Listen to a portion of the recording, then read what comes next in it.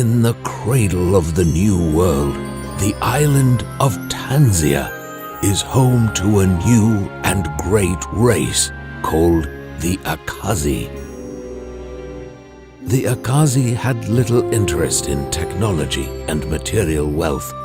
They pursued wisdom above all else.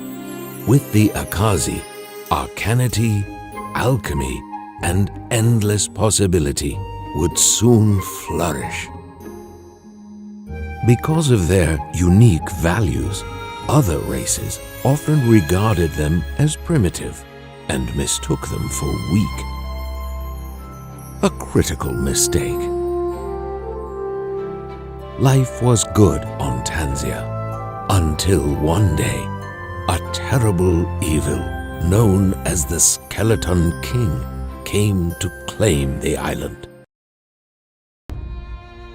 The greatest Akazi warriors confronted the Skeleton King and his undead armies, and one by one, the Akazi fell.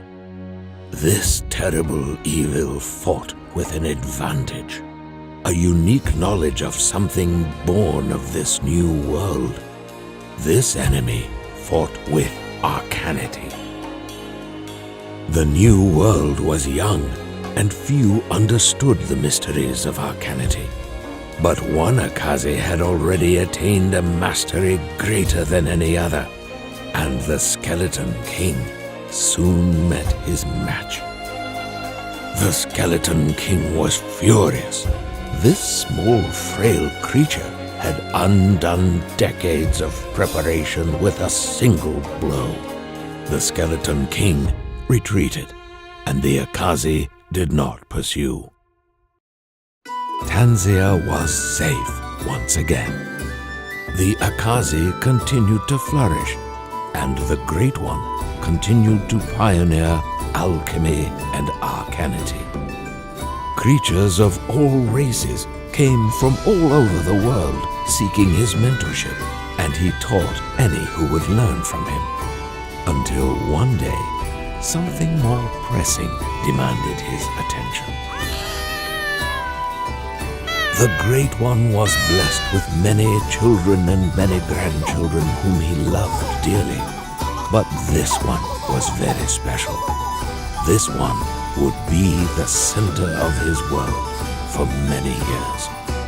As the child grew, he showed great aptitude for arcanity.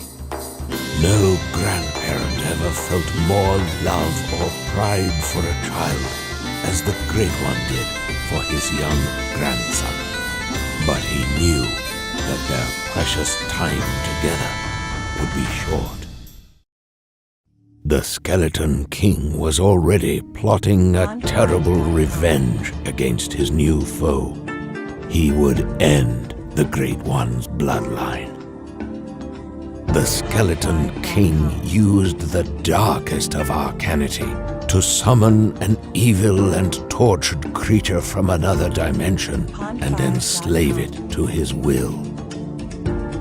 The creature, a shade, was the perfect assassin. It passed through solid objects at will, traveled nearly unseen in the shadows, and had a deadly touch. The Skeleton King watched from afar in glee as the shade passed through the young child and stopped his heart. With a single word, the Great One obliterated the shade into a million dark splinters that dissipated in the light. But the damage was already done. As the Great One fell to his knees, weeping over the body of his young grandson, the Skeleton King was very, very pleased. But the Skeleton King had once again underestimated his Akazi foe, and when the Great One sensed that the Skeleton King was no longer watching, the illusion was lifted and the child was smiling once again. The Great One, though, was very sad, for he knew that events had been set into motion which would end their happy time together, and he would not see his beloved grandson again for a very long time. He sent the child to live in seclusion on Volcano Island with a most caring and trusted friend, Abenaki, far away from the peering eyes of the Skeleton King. The Great One, believing his presence was a danger to the village, also left, and he never returned. Decades passed. In the village, whispers of his sudden disappearance so long ago turned into speculation of his certain demise. The Skeleton King, believing that victory finally lay within his grasp, would again descend on Tanzia to claim his prize. And this time, no one